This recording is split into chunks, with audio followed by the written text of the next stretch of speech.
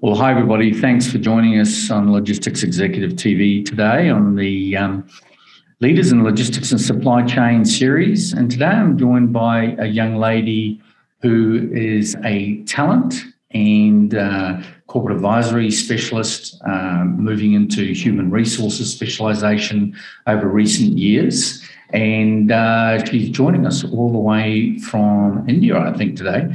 Sharda Regadi. Thanks so much for joining us, Sharda. Where are you from today? Hey, Kim. Thank you so much for having me. And I'm joining you from India, from Bangalore. It's a nice rainy weather today. So, yes, thank you again for having me. Fantastic. And thanks for joining us. And look, you and I managed to catch up in Dubai briefly on a business matter recently, and it's good to be able to take the time and get your time to have a bit of a chat about your background, what you're doing. And today we're going to talk a lot about diversity and inclusion.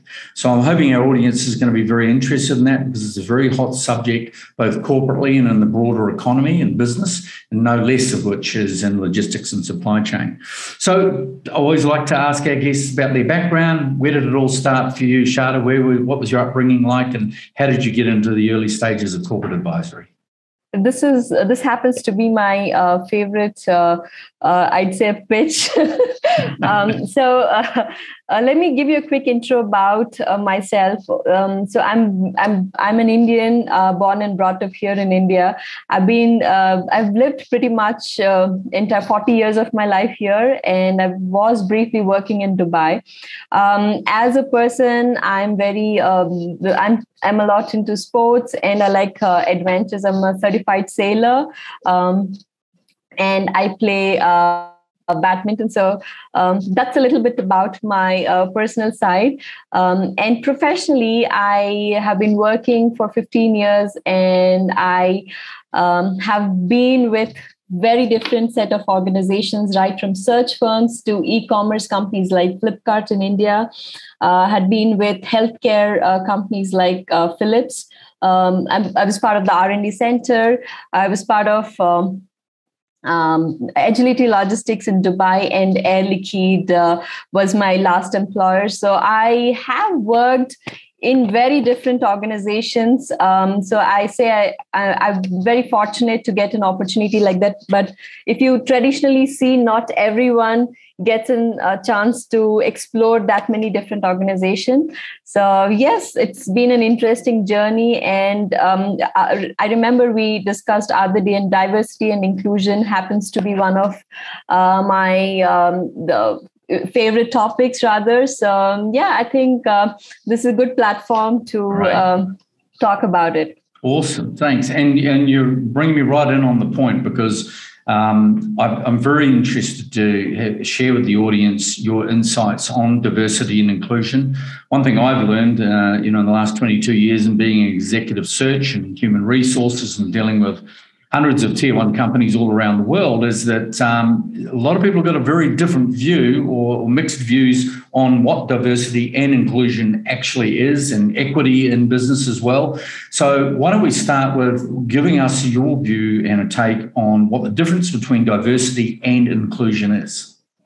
Definitely. Over the past years, diversity and inclusion has been interchanged and evolved tremendously. It started with diversity and inclusion, then it started with inclusion and diversity, then it started with diversity, inclusion, and equity. But in the past recent 18 months or 2 years, I'd say there's a lot of focus on diversity, inclusion, and equity. Let me break down these terms for you. So basically, diversity is having different presence of differences in a work setup. It can be race, nationality, sexual orientation, religion, or ethnicity. So these are the different diverse groups in an organization or in a work setup. And inclusion, again, addresses having all this different kind of diverse workforce. How do they feel included in the organization or at a workplace? And the third part, which is equity, is basically are the opportunities being shared equally to all these employees? Are the opportunities being focused equally to among all the kind of employees? So that's a little breakdown about the differences. And there's a fourth component, which is belonging. So it's very important, very easy to get a person on board and have him or her in the organization. But how much are the organizations focusing on if the person is really happy or delivering to the best? If he's exiting, what are the reasons? Has he or she completed the entire tenure and then living, or is a person not happy with a certain aspect, and is that the particular reason why the person is leaving? So these are the different aspects which we have to address or look into when we're talking about inclusive work culture. Well, that's great, because I was thinking it's just me being confused, trying to keep up with times and making sure that we're relevant and current on what we're looking at as a global search firm. And I have heard a lot of variation in description and understanding, even from very senior HR people, about the way diversity, inclusion, equity and belonging are treated. So thanks so much for sharing that. It's been really useful. I thought it was just me, but clearly it's a global thing. From that perspective, now, a lot of your background also in the mid part of your career to date has been in talent acquisition. So I guess from your perspective, being in talent acquisition for some very large global tier one companies, you've had to apply your ethos or the strategy or the company culture and approach to diversity, inclusion, equity and belonging to your recruitment practices. Talk to us a little bit about what you see as the current trends in HR and recruitment, talent acquisition, currently in regards to diversity and inclusion in particular. With regards to diversity and inclusion, in specific, because talent acquisition, I think, is one of the base steps or the starting steps when you're planning to get talent from external sources. Apart from that, the first key, I believe that the first key thing is to have like a strong DNA where you have the buy-in of all the leaders, all the founders, including the founders, to make sure that diversity and inclusion is not just talked about but also practiced on each and every aspect, be it your marketing material, be it your the way you're presenting it to your clients and things like that. So every small details need to have diversity and inclusion. Now, the second thing is coming to the talent acquisition part.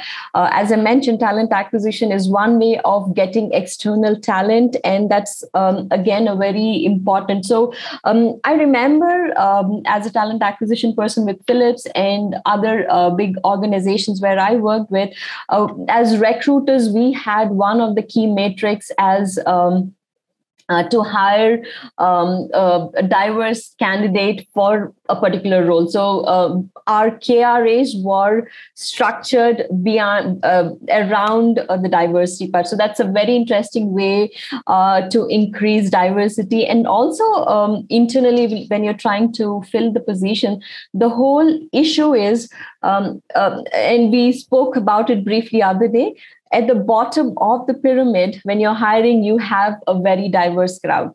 But as you go up, you have, that's where the issue is.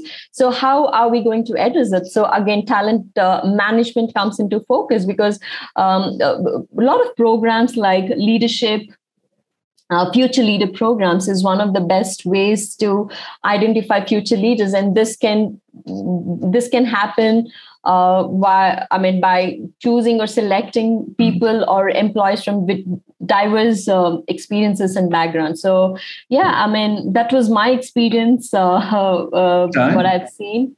And these are some of the best practices.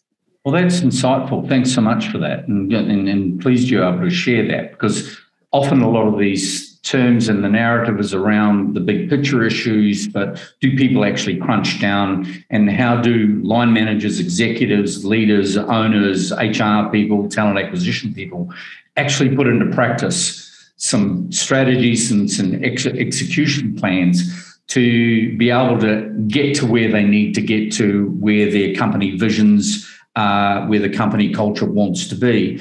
And it's quite difficult often to take it from an ethical or a strategic level down to an operational level. So I think you've done a great job in clarifying that for me and hopefully for the others listening to the session. I guess one of the things I'm really interested in is around, and it might sound cliche to say this, but, identifying and how we measure whether people are feeling like they belong to a business or whether the business is making them feel included. How do we measure and how do we find out those things and how do we monitor those things inside a business? These are the best way to monitor is to check like the employee engagement surveys and how. And while I was part of one of the employee surveys, it was very interesting to see a difference. So a lot of people are satisfied at workplace, and some people are very happy at workplace. Satisfied is a very vague term. Satisfied employees can be like, okay, fine, I do my 9-to-5 job, I get my salary, and I go home. So the employee satisfied. But the bigger difference is how do I feel involved in the organization? How is the employee engaged in the organization is one of the most important aspects to look down. So these days, they're like a lot of surveys, a lot of data, which is evolving around those kind of surveys where people are trying to seek if the employees are really engaged or not just satisfied. To answer your question, it's again very important to have the DNA set, the core vision and mission of the organization. These things need to be included for the employees to be felt included. And when I'm talking about inclusiveness or belongingness, it's as simple as person feeling safe in expressing his or her feelings at work. And I believe once a person is putting in trying to able to express his or her feelings or things like that, you can understand if the person has contributed 100% or not. So these are very softer aspects, but I think most of the fintech companies or this new young tech companies are trying to follow this sort of a culture. Okay. Yeah, interesting. I mean, you talked a little bit before about engagement surveys. Should an engagement survey be anonymous? So like a 360, right? So it's all of your cohorts, your collaborators, all of the people that you work with, your peers, and those up and down the ladder. Should these be anonymous or should they be named? Well, in my opinion, it should be anonymous. Because the person who is people feel more open about giving their opinion. More open about, yes, absolutely. Okay. So again, it also depends on the kind of organization, Kim. If the organization is very open in accepting the feedback, why not? I definitely don't mind sharing my name and giving the feedback. I get it. No, that's fantastic. Hey, before we wrap up, Sharda, I've got a question for you, and that is that I wanted to know what somebody should do if they're in a corporate or a smaller organisation, whatever the organisation might be, no matter where they are, what sector, where they don't feel as if they are being included and they don't feel as if they necessarily are being valued or that they belong. What should they do? What's your advice? Because I'm sure this is a problem in every company, right? Yeah, and the first thing which comes to mind is talking to your line manager or your manager, and also keeping the HR in loop and discussing the kind of things you're facing or the issues as an employee you're facing. And before even approaching them, I'd rather, it's very important for an individual to basically sit and analyze what is it? Is it like the work, or is it like the ecosystem, or what is exactly taking a toll on him? So it's very important. Once you understand, it's easier to discuss with your team or your manager or the HR and take it ahead from there. Okay. It's again a two-sided sword. It also depends on the kind of organization you're working. If inclusiveness is something which is being followed in the organization, they definitely look into it. But if not, it's always a good thing to just put it out there. I'm sure people would be there to help the individual. Appreciate it. Look, hey, before we wrap, look, that's really great input, Sharda. I appreciate your openness and sharing that with us. Obviously, you're very passionate about your craft and what you work in. So thanks again. Before we go, I'm not going to let you off the hook.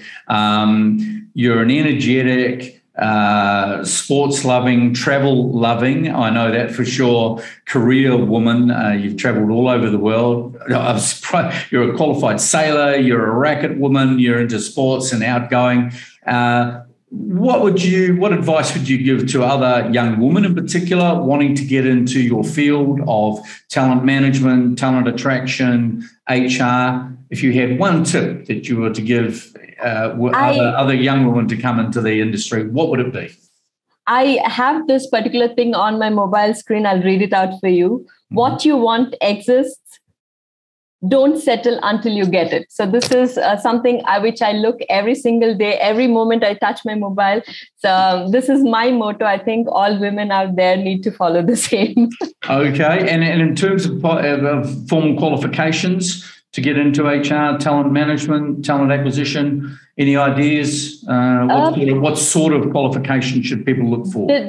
There are definitely a lot of HR certifications these days online, like Cornell offers amazing certification, and a lot of other universities offer certifications in strategic HR or whichever field in HR you're interested in. And there are a lot of free courses also came. So that's something I discovered recently. So in case if someone is interested to upgrade their skills or upgrade in a particular field in HR, it's very easy. All you need to have is time and interest. So it's out there. Yeah. Full of great ideas. I should have known better to ask you a question, not have the answers. Of course you would. Now, to get this correct, you're consulting at the moment, is that correct? I am actually consulting for one of my friend who runs a startup in India. Right. So yes, that's something I'm currently engaged in. But I'm actually. Yeah, and in terms of that, if people wanted to get hold of you, maybe it's a young woman who wanted to contact you to get some advice of how to get into the industry, are you happy to share some information with them? Definitely. I'm more than happy to connect with people, and I can be reached on my LinkedIn in case if someone wants to reach me, or you have my contacts as well in case if someone trying to connect. I'm happy to help. You're so kind. And just up here, people can see your LinkedIn address. We're delighted to have had you here. Breath of fresh air today and a very busy Thursday. Thanks again, Sharda Regadi, HR, talent acquisition, talent management specialist, and all-round good woman. So thanks so much for joining us, and we look forward to following your story. Thank you so much for your time. All the best.